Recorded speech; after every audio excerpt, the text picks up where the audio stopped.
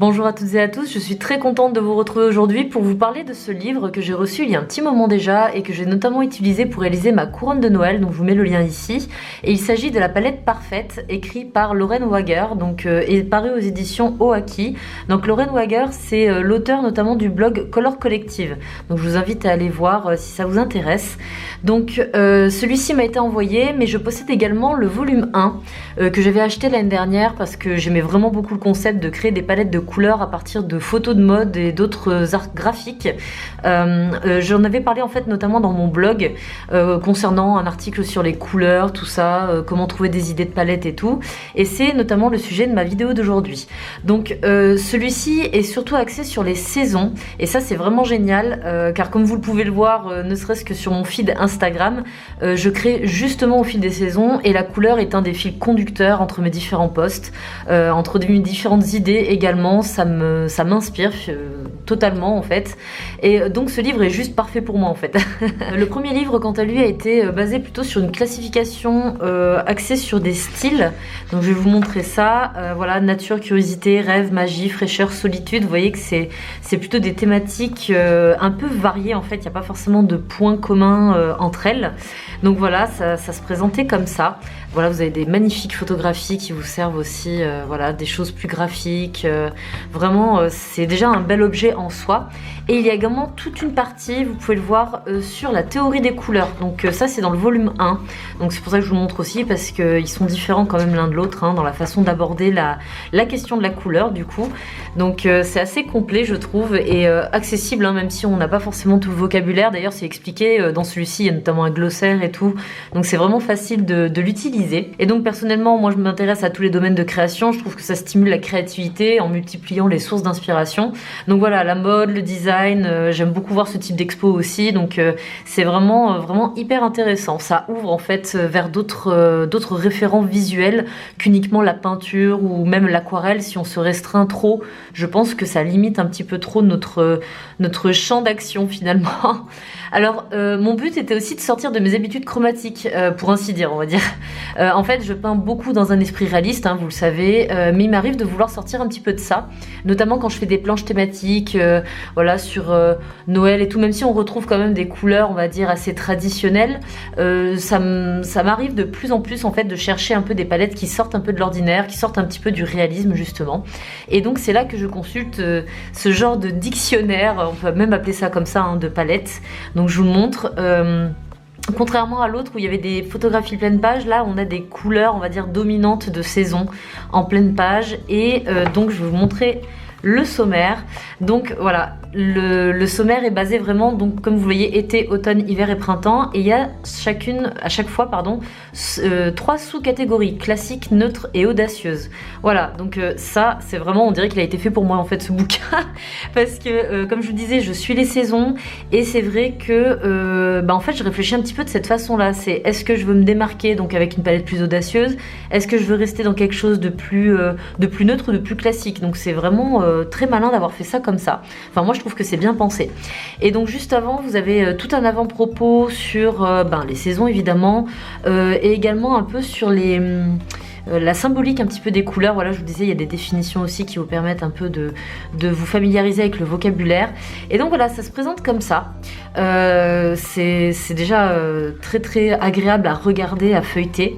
On a vraiment des ambiances chromatiques complètement différentes, des choses plus douces, des choses plus vives, plus flashy. Et donc par contre on ne vous explique pas, comme vous le voyez, comment recréer les teintes en peinture en fait, hein, parce que c'est pas un livre pour les peintres, même si moi je m'en sers dans ma peinture. Donc les codes que vous voyez en dessous, je vous ferai un aperçu un peu plus près, ce sont les codes en fait numériques de chaque couleur. Donc celles et ceux peut-être qui utilisent des logiciels type Photoshop, tout ça, que vous connaissez un petit peu. En fait ce sont les codes qui vous permettent de retrouver en fait la couleur dans votre gamme chromatique en fait sur votre logiciel. Donc vous avez le code pour le CMJN, bon là c'est CMYK, donc c'est en anglais, donc c'est cyan, magenta, jaune, noir, et vous avez le RVB et ici RGB, donc rouge, vert et bleu. Donc voilà, c'est des choses, lorsque l'on produit des images, soit pour le web, soit pour les impressions, ben voilà, pour le web, ça sera du RVB, pour les impressions, ça sera du CMJN. Bon bref, je vais pas m'étaler sur la question. Si ça vous intéresse, je vous invite vraiment à vous renseigner ou à me poser des questions en commentaire. J'essaierai d'y répondre le plus précisément possible. Donc du coup, comme on ne vous explique pas comment recréer ces couleurs, je trouve aussi du coup que c'est un bon exercice, que l'on soit débutant ou un peu plus avancé, c'est un bon exercice en fait de choisir une des palettes de couleurs et avec les couleurs que l'on a à sa disposition, d'essayer de les recréer ou tout au plus de s'en rapprocher, parce que voilà, parfois il nous manque une ou deux teintes pour vraiment obtenir la nuance précise. Mais c'est pour ça que en deuxième partie de cette vidéo, j'ai prévu de choisir en fait au hasard dans le livre. Je vais l'ouvrir comme ça au hasard et selon sur quelle page je vais tomber, je vais choisir une palette et la recréer tout simplement avec ma palette d'aquarelle. Donc voilà, comme vous le voyez, je vais sûrement manquer de place, mais bon, je vais essayer de m'organiser pour que ce soit le plus facile pour moi et le plus visible pour vous. Donc c'est parce qu'en fait tout simplement j'ai dû sortir la totalité des palettes que j'ai et vous les mettre dans le champ pour que vous voyez un petit peu ce que je fais. Comme je sais pas encore sur quoi je vais tomber, je sais pas encore dans quoi je vais devoir piocher, donc je peux pas faire de petites palettes restreintes comme je le fais de temps en temps pour gagner un peu d'espace. Mais bon bref, voilà, j'ai mis mes couleurs chaudes, mes couleurs froides. Alors pourquoi je fais ça, à la limite je pourrais vous faire une petite vidéo là-dessus, mais là ça va me permettre d'être plus efficace quand j'ai besoin de trouver une couleur pour faire mes mélanges. Et donc j'ai sorti ma petite palette, mon pinceau à la vie et une chute de papier de Moulin du Coq le rouge de Anne Mule. Voilà, c'est du papier cellulose. Ça m'évite d'utiliser du papier coton. J'aime bien faire mes tests sur du papier cellulose, comme ça au moins je ne culpabilise pas de gâcher du papier. Donc je vais ouvrir le livre. Je sais pas, je vais essayer de peut-être faire une couleur. Alors là-dedans, qu'est-ce que je vais bien pouvoir faire? Peut-être je vais en prendre une où il y a 4 couleurs, donc soit celle-ci, soit celle-là. Hop, donc je vous montre un petit peu mieux. Je vais peut-être en prendre une où il y a 4 couleurs, comme je vous le disais, soit celle-ci, soit celle-là. Je vous avoue que j'aime bien celle-ci, mais là ces deux teintes se ressemblent quand même pas mal, donc je vais plutôt partir sur celle-ci. Voilà, comme ça au moins voilà, il y a un petit peu de tout, du bleu, du rose, du marron. Donc voilà, je vais essayer de la mettre, je sais pas trop comment je vais m'organiser, il va falloir que je fasse ça avec une main. Donc voilà, je vais partir sur cet assortiment là. Hop, alors donc de ce que je vois, je vais peut-être commencer par les teintes qui me semblent les plus faciles, notamment l'espèce de marron chaud. J'ai mon brin de spinel qui y ressemble. Alors oui, là évidemment moi j'ai la facilité d'avoir des palettes assez variées. Je sais plus combien j'ai de couleurs, mais c'est vrai que j'ai pas mal de couleurs qui me font gagner du temps. C'est vrai que si le brin de spinel vous deviez le refaire, il vous faudrait du jaune, il vous faudrait peut-être du sépia, il vous faudrait du rouge. Enfin après ça dépend, il faudrait des couleurs un peu crémeuses, enfin voilà. Du coup je partirai plutôt sur cette couleur là. Donc je vais faire plusieurs tests. Oui, celle-ci pourrait déjà convenir, mais peut-être la griser légèrement ou la mélanger avec un petit peu de brin sépia. Voilà, pour atténuer un petit peu, mais pas trop. Là, je pense que c'est un petit peu trop. C'est un petit peu trop. Hop. Donc j'en remets un petit peu. Encore un peu. Hop. Finalement, je pense que j'aurais pu la garder telle qu'elle. Là, c'est pas mal. Donc voilà, à la limite, je vais faire mes tests là et faire mes petites rangées de tests et puis faire... voilà, ici, je vais faire mes 4 teintes. Faire quelque chose qui se voit un petit peu mieux. Voilà.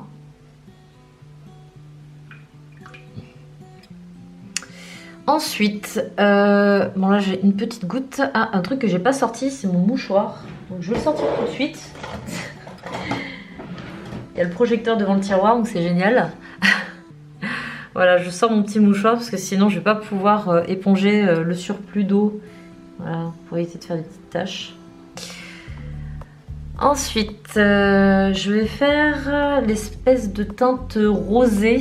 Alors pour ça, un rouge que j'utilise souvent, c'est celui-ci. Alors si je me souviens pas des couleurs là, je vous les ferai apparaître du coup à l'écran.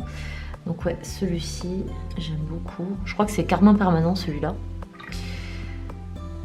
Et pour obtenir un rose comme ça, bah après les couleurs bien sûr vous pouvez les diluer, hein, voilà, une fois qu'elles sont éclaircies. Mais vous voyez que là on est quand même dans quelque chose d'un peu pastel.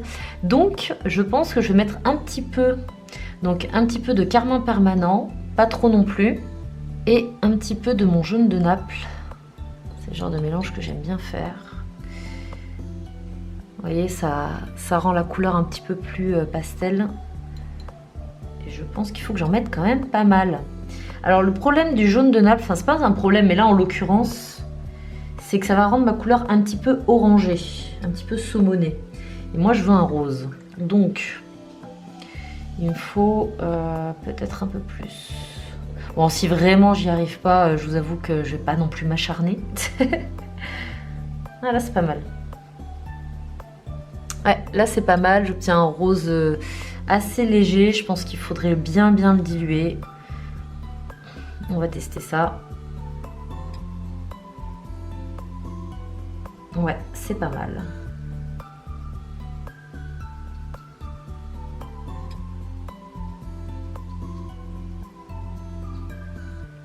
Voilà. Ensuite, je vais m'attaquer au bleu. Une espèce de bleu gris, donc là moi ça me fait penser à mon indigo, quoique j'ai aussi mon gris de Pain bleuté, je crois que c'est celui-là, je sais plus, je les ai re-rangés récemment donc du coup je suis un peu perdue. Ouais, celui-là il est pas mal. Vous voyez, j'ai vraiment des teintes qui se rapprochent énormément, hein. Le gris de Pain bleu, franchement il est pas mal du tout, hein. Après si je veux obtenir un bleu plus profond, je pense que je vais le mixer avec un petit peu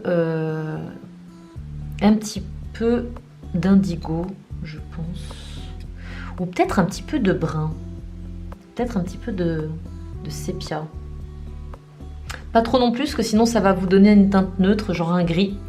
Si vous mettez du sépia avec du bleu comme ça, ça donne quoi? Ouais, c'est pas mal, ça se rapproche beaucoup plus, j'ai bien fait. Bon, ça après voilà, c'est une question d'habitude, hein. Moi je connais bien mes couleurs, j'ai l'habitude de recréer des mélanges. Si vous avez une palette plus restreinte, là c'est vrai qu'il faudrait que je vous fasse aussi la démo avec une palette plus restreinte, mais bon, j'en ai pas là en l'occurrence, donc je vous avais fait notamment une vidéo aussi. Ce que je vais faire, c'est que je vous mettrai le lien d'une vidéo que j'avais fait précédemment sur ma chaîne. En fait c'est une vidéo privée, donc je vous mettrai le lien en description de l'article dans lequel vous pouvez aller la visionner. Voilà, je vous ferai ça et ça devrait vous intéresser pour celles et ceux qui ne l'auraient pas déjà vu. Ensuite je vais faire cette teinte de beige. Alors ça c'est le genre de teinte, genre les gris beige, tout ça c'est un enfer. Je pense qu'il me faut un petit peu de... Vous entendez peut-être Louloute courir sur le parquet. Je pense qu'il me faut un petit peu de mon noir hématite. Ça fait peut-être un petit peu trop vert. Ouais, un petit peu trop vert. Donc je pense que c'est pas de cette teinte-là. Donc je vais vider mon godet là. Je vais le retirer. C'est pour ça que j'en ai pas trop mis parce que... Je pense alors du coup qu'il me faut peut-être... Donc... Ah, peut-être qu'il me faudrait plutôt du jaune rutile. C'est une teinte un peu plus... Ouais, ça conviendra peut-être mieux. Je sais pas si vous voyez bien, si. Hop, donc peut-être plus du jaune rutile. Ça s'en rapproche pas mal. Et j'essaie de voir avec quoi je pourrais le mélanger. Peut-être un petit peu de sépia. Faut y aller doucement, hein, parce que... Voilà, j'en ai mis... Ouf, quoique... C'est pareil, en fait, il faut toujours voir la couleur diluée. C'est pour ça que c'est important de le tester sur son papier. Et là, je vois que c'est pas mal du tout. C'est pas mal. Peut-être un peu plus orangé, peut-être plus rouge. J'ai un petit peu du mal à voir. Qu'est-ce qu'il peut y avoir? Si, ça se ressemble pas mal, mais je pense qu'il me faudrait... Qu'est-ce qu'il me faudrait dedans? Non, si je mets du rouge, ça va devenir orange. Peut-être un petit peu plus de marron, un marron un peu plus chaud. Je teste, hein, parce que là c'était pas mal, mais bon, si je peux me rapprocher au maximum, non. Peut-être remettre un petit peu.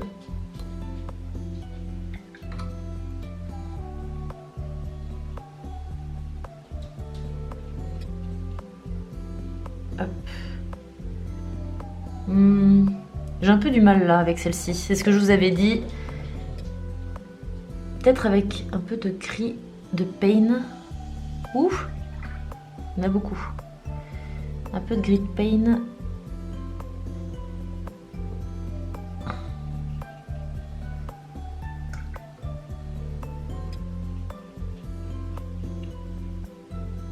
C'est pas trop mal. C'est pas trop mal. Je pense que je m'en rapproche pas mal.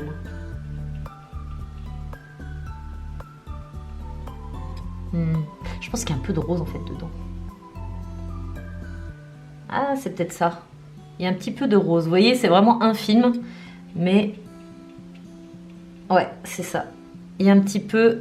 Il faut un petit peu de rouge, enfin de carmin permanent dedans. Enfin, en tout cas, moi, il faut ma teinte de rose. Et... hop. Alors là, ça va être hyper léger. Je vais vous montrer de plus près.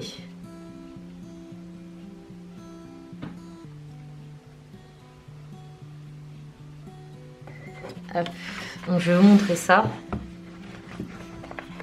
Ou alors je vous ferai peut-être un petit aperçu un peu plus près. Donc voilà le résultat du coup de ce que j'ai obtenu. Franchement, je trouve que c'est pas mal du tout. Je m'en rapproche bien. Après, voilà, c'est pas le cas avec tous les mélanges, notamment pour la couronne de Noël que je vous ai posté. Le bleu vert là, il était pas tout à fait comme celui que je voulais obtenir. Mais bon, voilà. Après, il m'a convenu tel qu'il était. Après, ça peut être ça. Ça peut être aussi un point de départ. De prendre ce type de livre et de vous en inspirer pour créer des teintes et après peut-être de vous en éloigner aussi, de prendre vos libertés, donc voilà. Donc je trouve que c'est un ensemble qui fonctionne assez bien parce que vous avez une teinte foncée et des teintes moyennes, du froid, du chaud et aussi des teintes neutres, donc franchement voilà, vous avez vraiment tout ce qu'il faut pour pouvoir peindre toutes sortes de sujets. Et voilà, j'espère que cette petite démo vous aura plu. En tout cas, vous m'aurez vu bien galérer. J'ai volontairement voulu faire les choses comme ça plutôt que de vous montrer voilà, des mélanges qui se font en 2 secondes, etc. Parce que c'est loin d'être le cas. La plupart du temps, comme vous voyez, des couleurs qui sont plus simples à obtenir selon les habitudes qu'on peut avoir ou voilà, les couleurs que l'on peut avoir à disposition.